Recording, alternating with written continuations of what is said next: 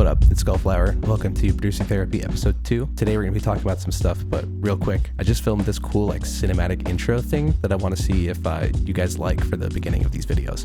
So let me run that real quick.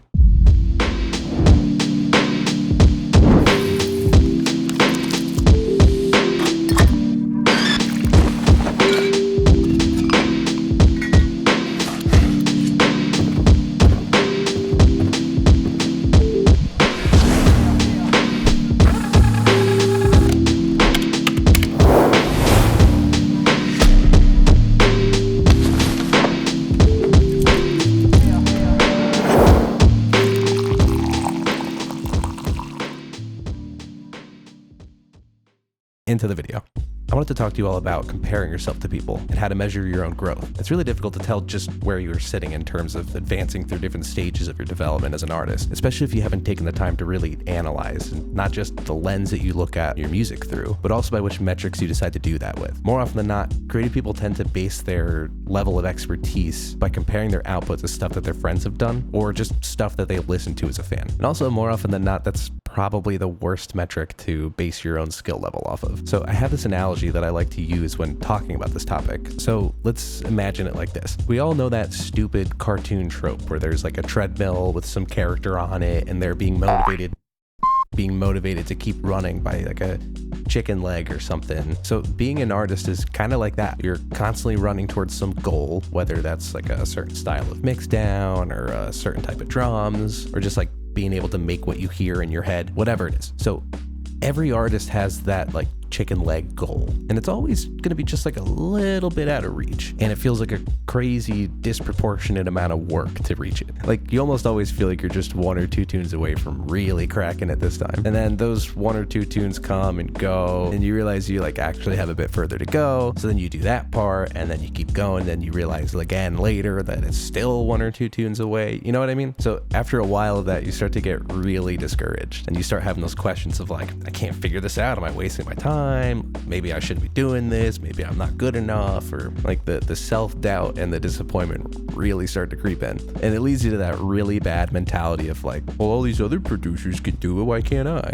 So like now that's where we get into the next part of the analogy. Imagine that there is no treadmill anymore, and that the chicken leg dangling in front of you is on some kind of contraption, and that contraption's like connected to your head or something.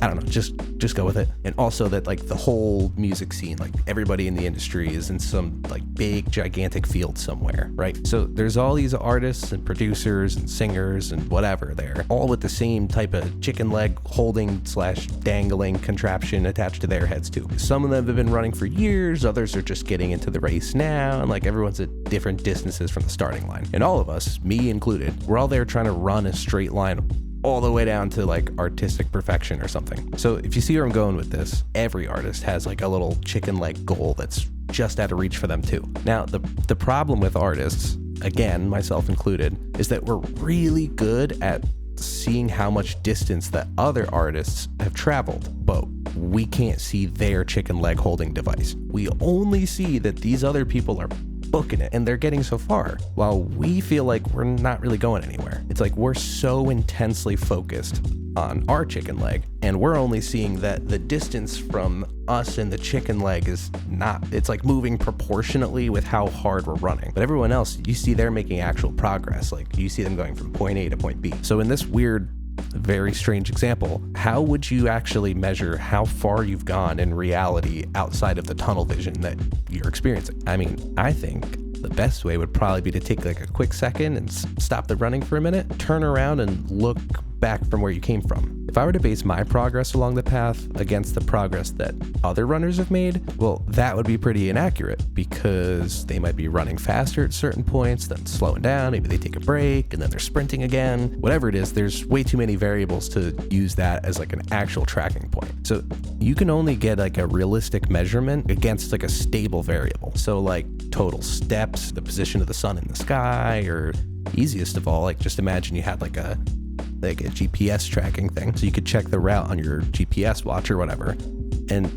that's like a ridiculously stable variable to make a judgment off of. There's a clear starting point, there's a clear path that you've taken, and then there's a clear current location. Okay, so let's bring this back into more specific music production terms. If you're trying to figure out whether or not you're getting better at a certain mixdown style, for example, the worst thing you could do is compare the mix that you did today to like a released master from, I don't know, Kill the Noise or something. In all reality, what do his mixdowns have to do with you getting more skilled? Also, what information is that giving you about the progress that you've made yourself? So you'd be trying to compare how one of your old tunes matches up to a Kill the Noise mixdown, and then your most recent mixdown to the same Kill the Noise mixdown, using his as like a neutral third-party reference point. But in reality, what useful info is that giving you aside from, nope, I'm still not there yet? Like in what way could doing that possibly encourage you and show you that you're making progress?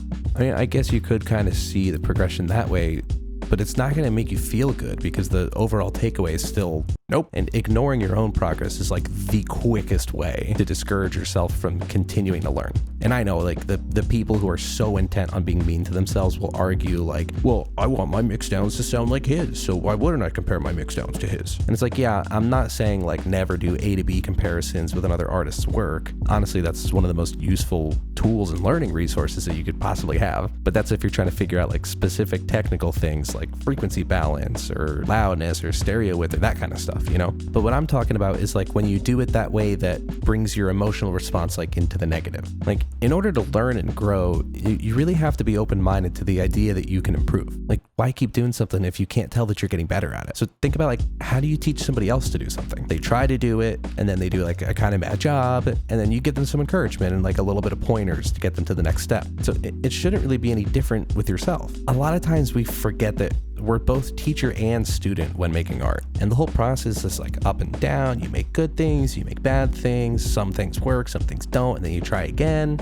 And you never stop creating because you just want to keep getting better at what you do. And most artists are driven by that rush that you get when you do accomplish one of those chicken leg goals. So you have to do in the real world what you would do in that race at the big, gigantic, weird park. Take a quick step back here and listen to some old tunes back to back with the new stuff that you've made. Pull them both into the DAW at the same time and quickly flip back and forth. Just check it out. Be a listener of your own stuff. You'll hear what got better, what stayed the same, and you know, what you like more in the new stuff and what you liked better in the old stuff. You know, you get so much useful information by listening to your own music. So many people forget to actually listen to their own work outside of the project file when they're working on it. That's what it means to like look back at the starting line. Yeah, we always forget to like zoom out and see how far you actually have come because it's so easy to judge yourself based on not feeling like you're getting closer to the goal.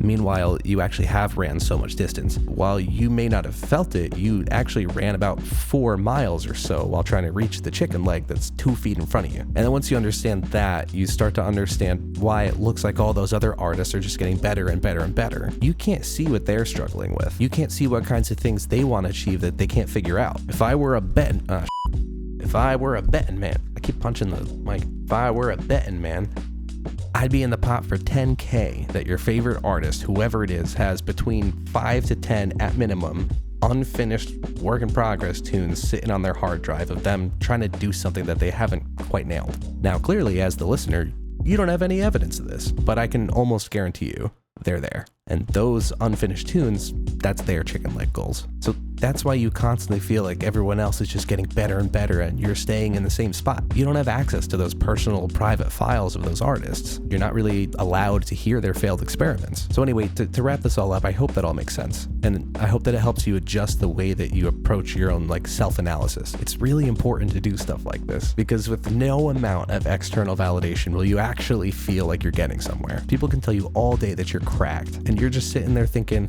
well, they can't see all the tunes that I can't do. They just think that I'm good because I only show them the stuff I'm not too embarrassed by. You know, I wonder if that's the psychological basis behind imposter syndrome.